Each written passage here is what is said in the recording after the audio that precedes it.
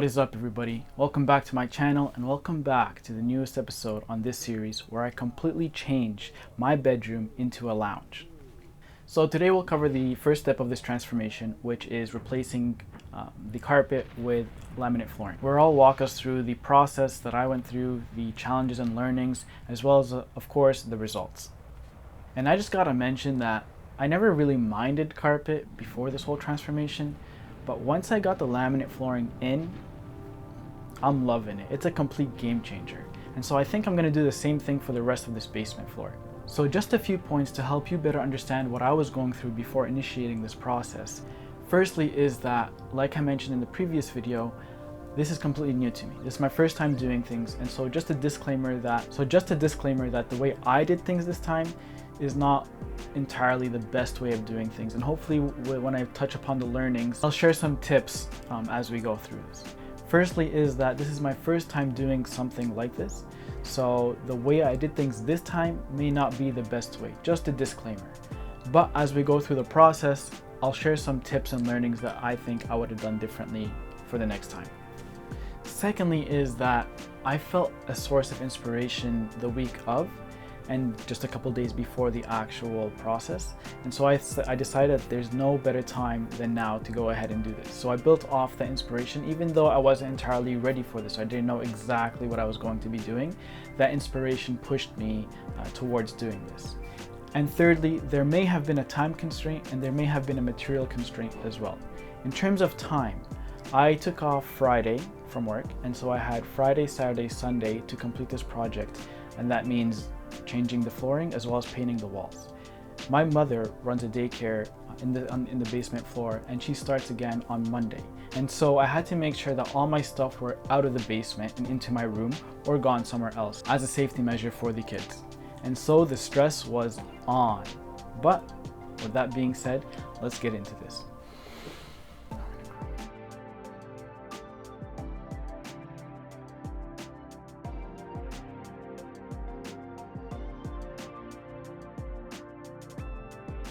Alright guys, let's get started. So before this transformation, my room felt very cluttered and at times kind of suffocating, and the biggest reason for that was the bed we have over here. It gave me very little room in the hallway if we want to pass things through, because I got a laundry room right beside me as well as a storage room near me. So it was a pretty busy area, and just getting through this place was kind of annoying. So guess what, the first thing had to go. However, I want to give it a little hype before it leaves. This bed has served me for over 20 years. Yeah, 20 years. Ever since I was a kid. I believe this was my first bed, and since then, since we moved places, this bed has always come with me. It has served me well, strong and sturdy, and even till now there's no issues, no creakings whatsoever. But it is just time that we had to say goodbye to one another. And so as I went through the motion of taking it apart, I really felt that I really felt that I'm venturing on this initiative of changing my room completely and picking up this new hobby and going on this project, whatever it is. I just felt so real to me at that moment, because I'm taking apart something that was a part of me and finally giving it away and having it serve somebody else. And as you can see, I'm just taking some shots of the bed so I can post it on Kijiji. Hopefully someone else can come by and pick it up and put it to use. So this bed was one of my biggest concerns that I need to get rid of before Monday morning. And luckily someone did come by and pick it up Sunday evening. So that really, once that was done, it really alleviated a lot of the stress that I had going on. Next up, we have the removal of the carpets. The morning of, I couldn't find the box cutter that we had at home. And again, going back to the pandemic situation or the lockdown, Home Depot was closed and Lowe's was closed. But I tried my luck with Walmart, and luckily I found a heavy-duty box cutter that worked tremendously well. And here you see me cutting the flooring. It's very simple. You just gotta swipe through the carpet and then rip it. It's actually a very satisfying feeling removing carpet, because it's only attached on the ends of the wall, and so everything comes out very smoothly, and it makes the job that much easier. And you have to be careful here because these pieces of boards are nailed down into the cement, and you got to make sure that you want to remove everything. So get your pry bar and really yank out all the nails, right? Yank out all the wood, anything else, and make sure to clean up after yourself, because you don't want to leave any small pieces that the underlayment and the laminate flooring will go on top, and you don't want any unevenness whatsoever, which will destroy the project in the future, and that is something I can't afford. Any grave mistakes will cause this to be a game over. Well, I can go back and do it, but it'll have to be another weekend, and I'll be buzzkilled, and my initiative will drop, and my motivation will drop, and my inspiration will drop as well. So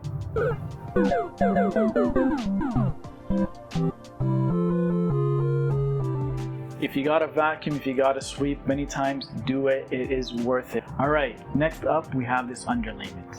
I had no idea what this underlayment was before purchasing it. Pretty much you want to have underlayment underneath your flooring, or rather you want to have your flooring on top of underlayment, and for a few reasons. Firstly, it acts as a moisture barrier. It also absorbs sound, as well as for insulation. The instructions indicated that I should leave about 2 inches of this underlayment running around the walls, just to ensure that I'm not running short on the end.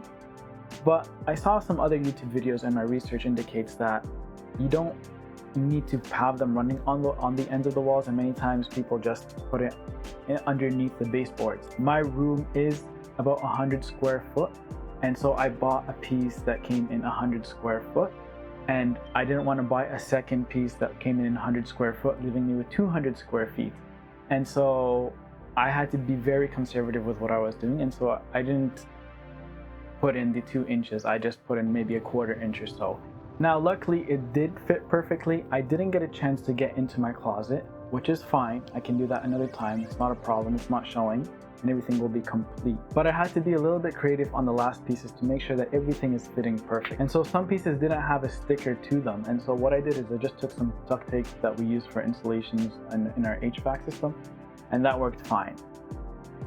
And sometimes you just got to do what you got to do. I mean, there are rules that you got to follow, but sometimes you just create a solution for a problem. Now on to the next level, flooring. At this point, it was about 10 hours throughout the day, and I was starting to run out of juice and energy. And it would have been really nice if I can get a power-up mushroom, but you know, I guess I wasn't granted that.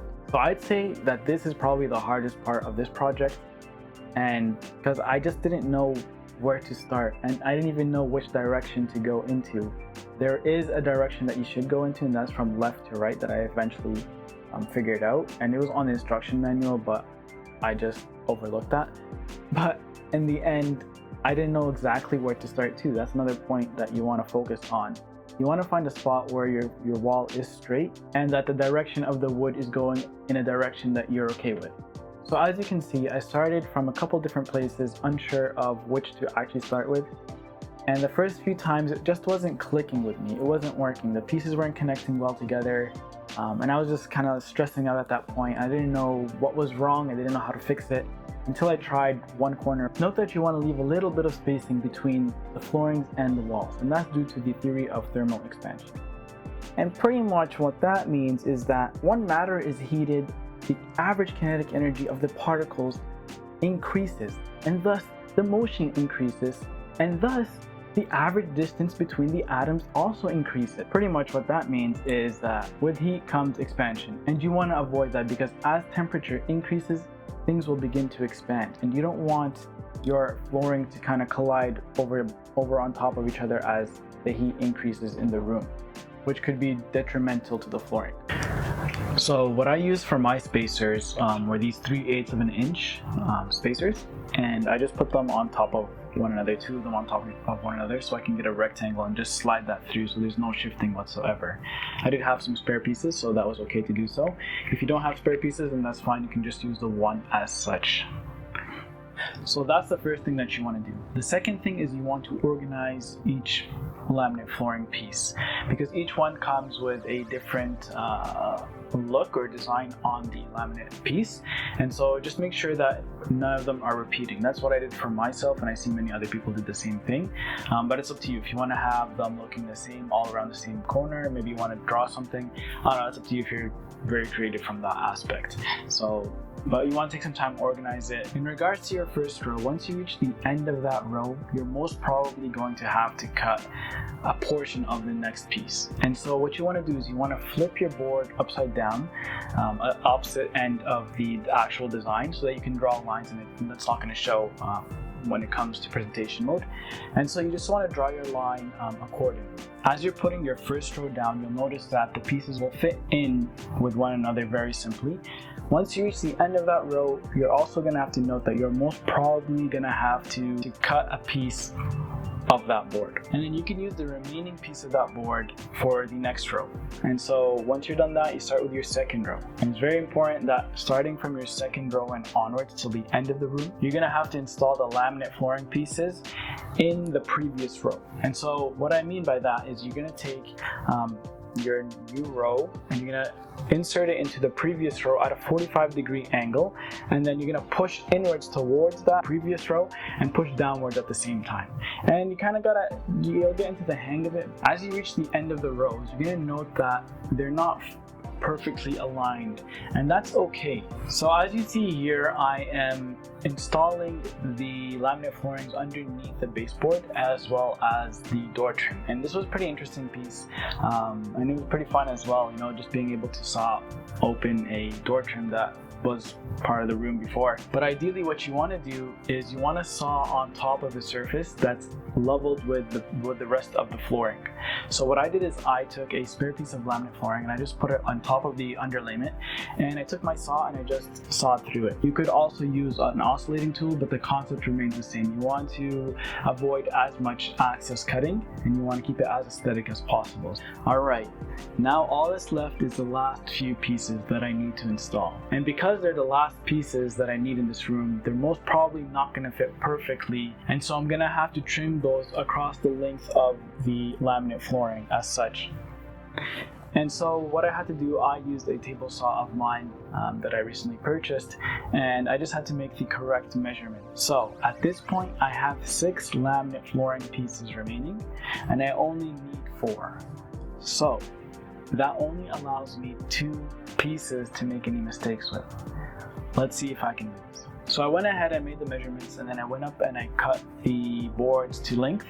And when I came back down, I realized that because of the groove in the tongue, there's a little bit of a space, and I didn't account for that. And so I lost 2 boards right there. Now I'm left with 4 boards, and I need 4 boards to complete this job. Otherwise, it's not going to look good. And so I took my time, I did the measurements, and I redid the process, and I learned from that previous mistake. And once I installed them, they fit well. Now, last thing for this flooring is to make sure that it's all compact. So what I have here is a pull bar that also came with the kit of the spacers. And what you want to do is, because the block is not going to fit at the end of the wall, the block is not going to fit for me to hammer it in.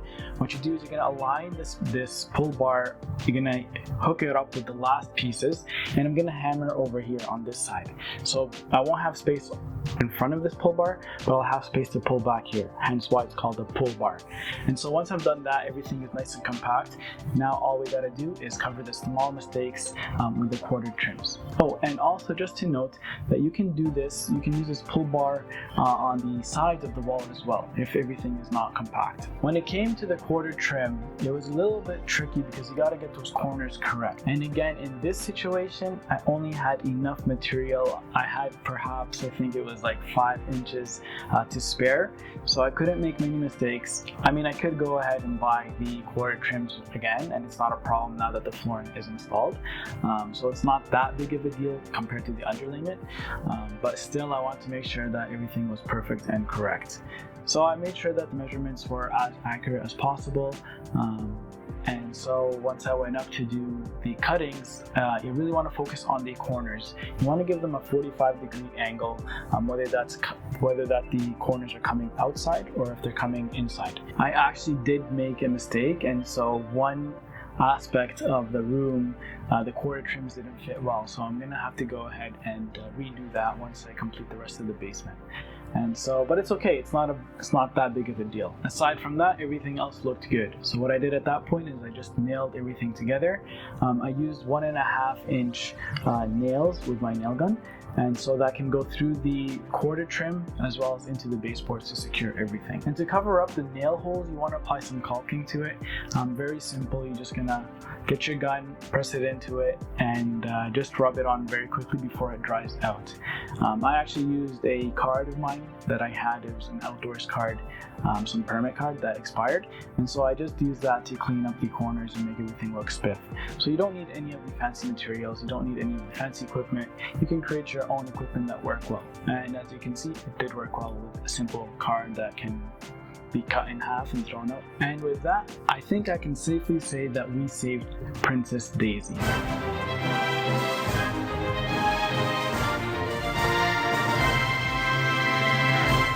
Alright, jokes aside, here are some things that I still have to do. I have to fix up that quarter trim where I screwed up.